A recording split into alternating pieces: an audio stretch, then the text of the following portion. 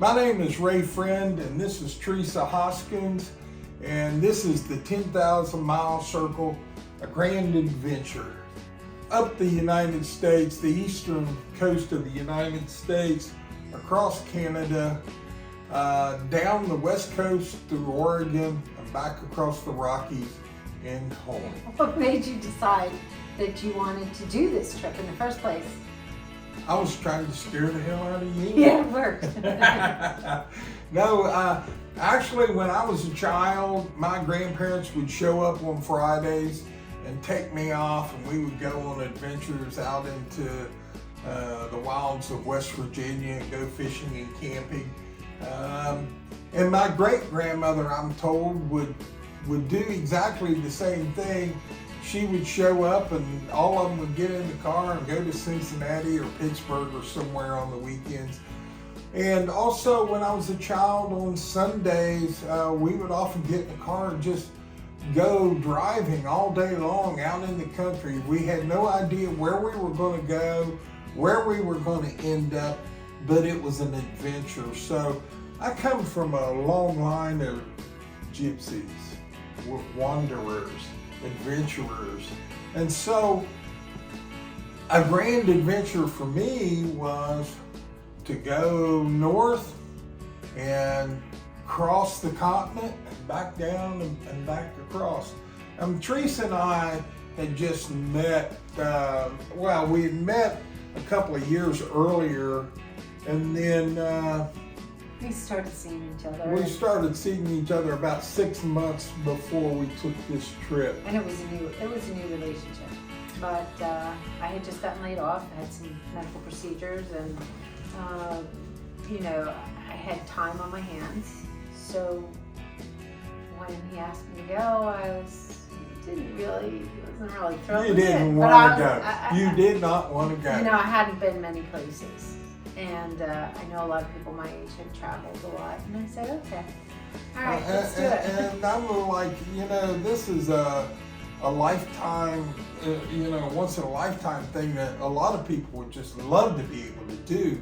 And so she was laid off, but I was like, and I had just retired, so I had all the free time in the world. I just bought this 21-foot RV. And I had planned on going on this trip before she and I started seeing each other. So I decided, okay, we're gonna give it a go. But there's a couple places I want to see.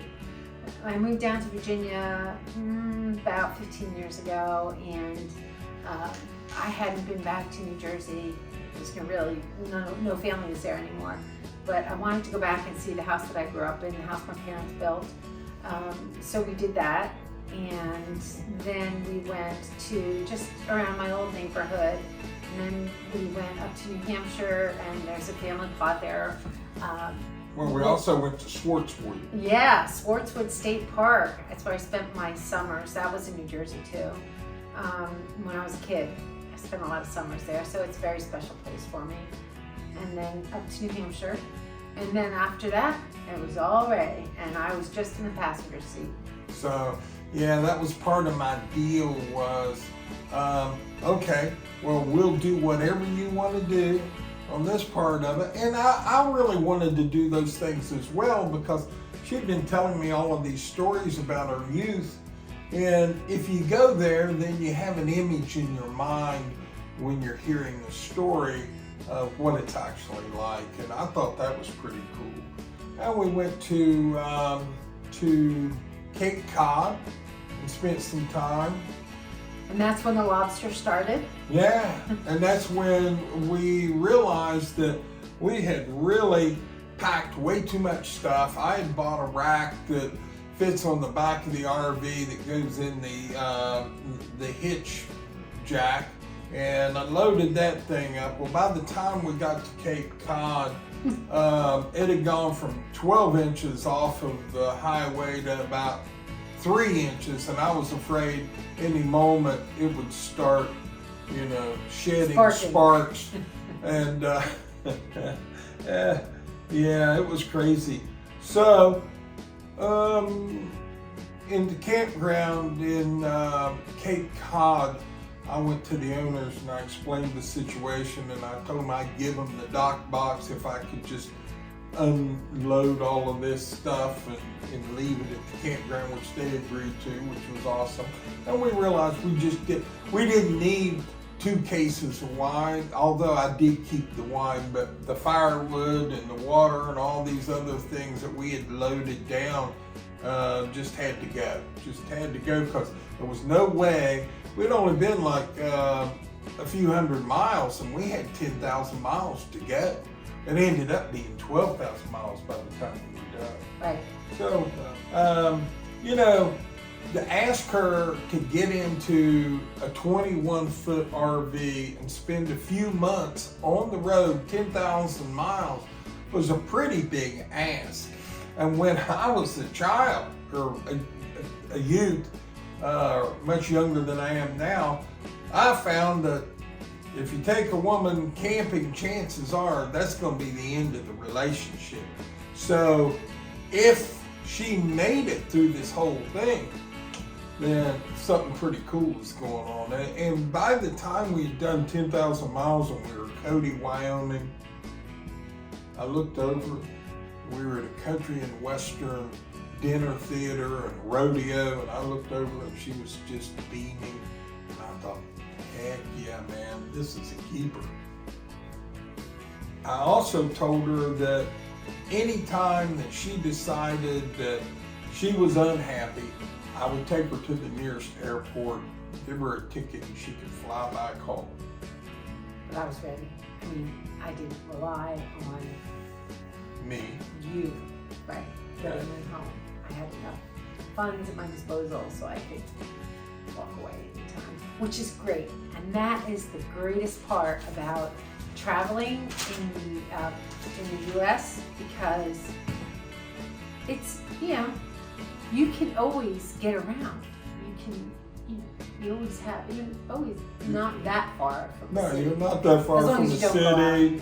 You're not that far from a Walmart, which I don't really like Walmart, but one of the coolest things about Walmart is, even in Canada, no matter where you are, you can go to Walmart and pick up, you know, supplies. We had to pick up SSD cards. We bought food, you know, we bought cleaning supplies and all kinds of stuff. So it was an easy way, and if we had to find someplace to sleep and we couldn't, we could always pull in a Walmart, and we knew that, but we didn't have to do that. There's this thing called boondocking. So if you're going out on something like this and you have a van or an RV, you can actually stay overnight. There's a list of stores that'll let you do that. Cracker Barrel, Home Depot, Walmart, and you can stay in the parking lot overnight, which is great because sometimes things just don't turn out like you planned. And we actually did not plan things. We decided that if we made a reservation somewhere, that would keep us too stressed, that we had to like be in that place by a certain time. So we kind of hit the road as free spirits, and no reservations, not one reservation. We made every reservation the day of, or a couple hours before, yeah. To make sure we had a room. Sometimes so every what do you say? About every 5 days we stopped at a hotel and had a couple of days to recoup. Yeah. Yeah. Well, the other thing is, we covered a lot of territory in a short period of time. So anywhere we went, we didn't stay any more than 2 days. And that really paid off because as we were going up the coast of Maine, by the time we got to Bar Harbor, I saw this thing called the Fast Cat, which was a huge ferry that was a catamaran that would do 50 miles an hour across the ocean. So I said to Teresa, hey, you want to go to Nova Scotia? And we didn't plan on going to Nova Scotia. So the next day we boarded the Fast Cat. Great experience. Loved that thing. It was awesome. Had 3.5 hours. Gift shop, restaurant, it was huge. Huge. Yeah, it was very luxurious. And so we went off to Nova Scotia, and we traveled around the entire coast of Nova Scotia on our way to Quebec City. And we met some interesting people. There was a UFO museum. We met a lobsterman. Yeah. And he sat, talked to him for like a half hour. People are just really super nice in Canada. We had pulled over just to take pictures of the wildflowers, and this guy pulls over and says, "You guys okay? You need help?" And then we just struck up a conversation. We were there for, like she said, a half hour. But everywhere in Canada was like that. The people were just so nice and generous and helpful. Great sense of humor. So we had a ball. There was one point where we were coming back out of Canada, and I thought this was really cool because it was a road and it was separating the Canada and the US. So if you went on this side of the road, you were in Canada. On this side of the road, that? I don't remember. that farm road on the way to, it was on the left-hand side was the US. On the The right-hand side was Canada. Canada. Yeah. Yeah. Oh, I remember that. That was near, that was south of Vancouver. Well, then in the middle of the state, you know, we had this little song we love. What's it called? Something about, I don't care if it rains or freezes, as long as I got my plastic Jesus sitting on the dashboard of my car. So we didn't have a plastic Jesus, but where was that? We picked it up at an antique store. I don't know, somewhere in the Great Plains area, some little town. There were all kinds of cool places. There were UFO museums. We saw this UFO sitting on the side of the road. There was another UFO museum there. There was a place where apparently Al Capone hid out, Moosehead or something like that. It was near there that we went to this little antique shop and found our little Indian, wooden carved Indian I call Chief, the medicine man. So he took the place of our plastic Jesus, kind of guiding us. We Velcroed him to our dash, and yeah. Yeah, that was awesome. He'll be in some of the videos too. So we touched the Atlantic Ocean, and then we drove across the continent. The Canadian Rockies are spectacular. Saw a lot of animals, a lot of different animals, all kinds of stuff.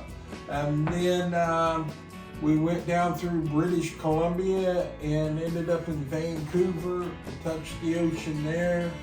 And then down to Washington State. And the Pacific is the Pacific Ocean. There's rocks and trees. I mean, they have driftwood, but the driftwood is the size of trees. Old growth trees. I mean, yeah, that'd be like 4 feet across. And it was like they were everywhere. So there was plenty of driftwood and people would build bonfires. At one point in the evening, we saw groups of people and there were like 4 or 5 different bonfires all the way down as far as you could see. And we went salmon fishing. We started out, we were gonna go, it was like 5 o'clock in the morning, and we had a guide and he knew where all the salmon were. And we had an 8-hour fishing trip, and within an hour and a half, we had limited out. We had about 40 pounds of salmon, clean salmon. It was awesome. And we also took a charter out that was in Bar Harbor and went, she caught a bunch of mackerel, I caught a few. She outfished me. She's never been fishing, but she outfished me. It was beautiful. It was beautiful. It was awesome. It was a beautiful day. There was a nice mist over everything. We had a great guide. Yeah. And then I had scheduled, I think, 3 fly fishing trips in Jackson Hole in 3 different rivers. That's in Wyoming. But when we got to Yellowstone, I got altitude sickness, so we decided to get out of Yellowstone and head back, and that's when we got to Cody. But then we went back up into Montana and ended up in Yellowstone. We were a little above 5,000 feet.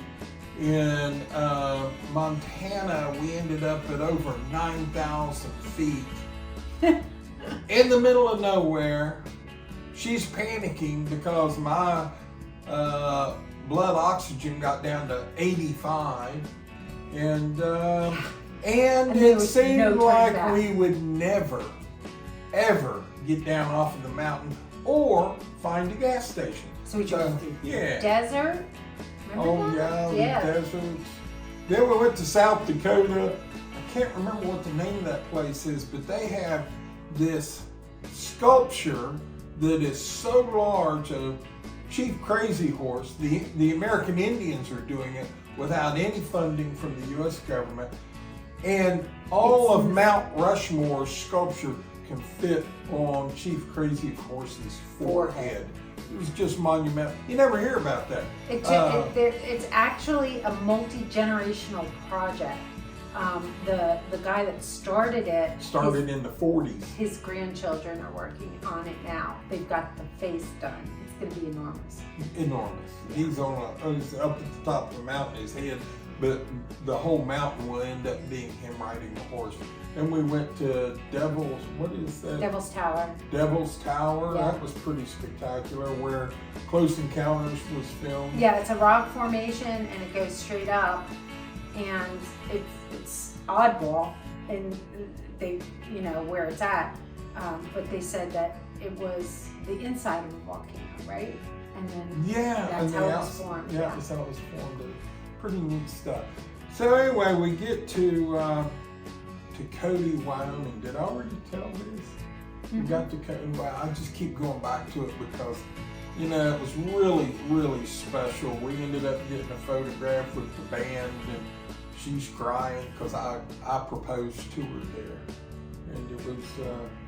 So what we want to do is take you with us, and we'll show you all of our adventures. All of our adventures. Man, we had some great adventures too. Like I said, we had 3 GoPros going and 2 drones.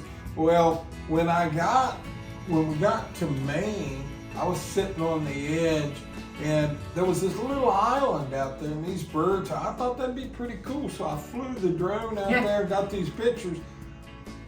And then I thought I was flying the drone back to land, but evidently I was continuing on. Well, the last known location, now we're up in Maine, the last known location was about 10 miles off of the coast of Nantucket. And that drone bit the dust, to include all of the drone footage we had taken up to that point. So we learned a lesson.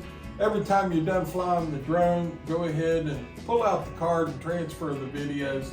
Then there was another situation at some lake out in the middle of Canada, probably 100 miles west of Montreal. And the guy that owned the campground was there, and I was showing him how cool these drones were. It was almost dark. And so there was an island about a mile away. And so I flew the drone to that island. Now you can't see the drone, and I didn't know how to navigate it using the GPS on the controller. So I thought, well, I'll just fly it backwards. And so I flew it backwards, and you can see how many feet away it is. And as I got closer and closer, then all of a sudden something happened and it disappeared. And I thought, oh my goodness, I've just lost the second drone. But we walked around because it wasn't that far away, and what we discovered was I flew it backwards and it hit a boat that was on the shore and flipped upside down. And anyway, the drone's still okay. We still have it, and I still use it. Yeah, it's our main drone. So we had a lot of adventures. We met a lot of people. Somebody that met us here in Virginia actually lives north of Calgary, and they saw that we were on this trip and sent us a message and invited us to come out and hang out with her, Jessica Story, and that was pretty cool. And she told us about the Ice Roads Parkway. Yeah, we didn't even know about that. And that was one of the highlights of the trip. The big adventure, another big adventure we did not plan on. So, you know, we watched a lot of YouTube videos, and everybody said, oh, you have to make reservations. You'll really be, yeah, you don't have to make reservations. We didn't make one reservation in advance, and it all worked out. And 12,000 miles later, we ended up back here. So, gosh, I don't know how we did this, but the circumference of the Earth is 25,000 miles. And in the last year, almost exactly a year, we've put 50,000 miles. So we've done the equivalent of circling the Earth twice in our little 21-foot RV that we named Boost. So our plans are to keep releasing these videos as we go through the footage and Video a week. That's right. So every Friday. So if you want to keep up on the latest videos, just hit the subscribe button and it'll come up in your play. So you'll be able to play when you know. So subscribe, like, and comment. And if you comment, we're going to do extra videos that will be, I guess we'll just call them extra. We'll figure that out. And we want to know. Respond to your comments. And we want to know what you want to see. So next year when we go to Alaska, we'll be driving up to Alaska. But we do a lot of small trips just around the country. So if there's a place that you want us to feature, do you want us to drive out to, get information on? If you want to buy us dinner, especially, that's a big motivation with me. I love a good dinner. Okay. Well, thank you very much for watching. We hope you enjoyed this series. And don't forget to subscribe so you get the latest on the trip when it comes out. Shit, I didn't push the record button. Are you serious?